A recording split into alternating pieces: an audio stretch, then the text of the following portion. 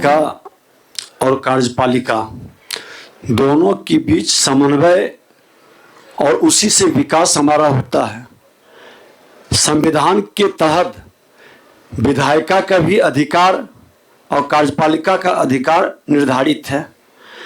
जब हम अपने अधिकार से बाहर निकलते हैं और दूसरे के अधिकार में हस्तक्षेप करते हैं, टकराहट बढ़ती है, योजनाएं रुकती है, जनता सफर करती है।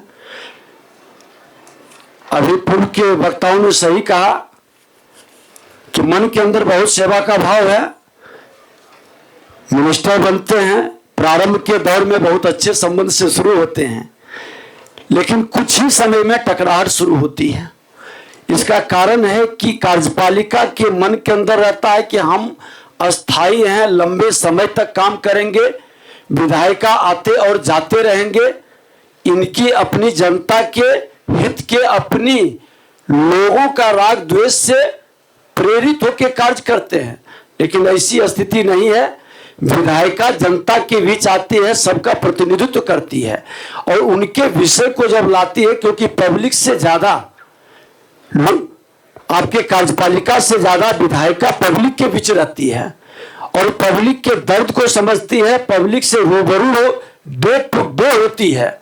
आपके पास सोर्स सीमित हैं, आपके पास आपके ऑफिसर्स और कर्मचारी की संख्या कम है, वो बहुत सारी बात करप्शन के शिकार हो करके भी आप तक आधी अधूरी पहुंचा पाती है।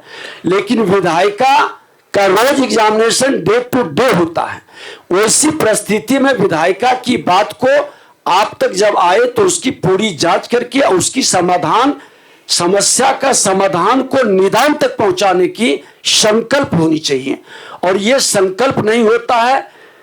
कार्यपालिका की एक और सबसे बड़ी समस्या जो आ रही है कि वो टाइम टेकिंग करते हैं, टाइम पास। ये विकास के लिए और हमारी सरकार की योजनाओं के लिए सबसे बड़ा बाधक है। योजनाओं को कहीं ना कहीं रोकना, इसका समाधान विधायिका की छटपटाहट है कि 5 वर्ष के अंदर समाधान करना। उनका है कि इस समस्या में हम फंसे ना, इधर से और कुछ मानसिकता विकसित हुआ है कि कहें हम इसके आक्रोश, इसके चंगुल में न फंस जाएं, हमारे ऊपर कलंक न चढ़ जाए।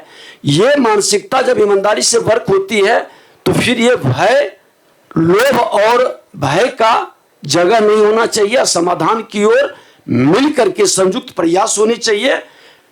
हम हमेशा विधायिका की भाषा को प्राथमिकता में लेनी चाहिए, क्योंकि ये जन समस्याओं को ज्यादा समझ करके आते हैं।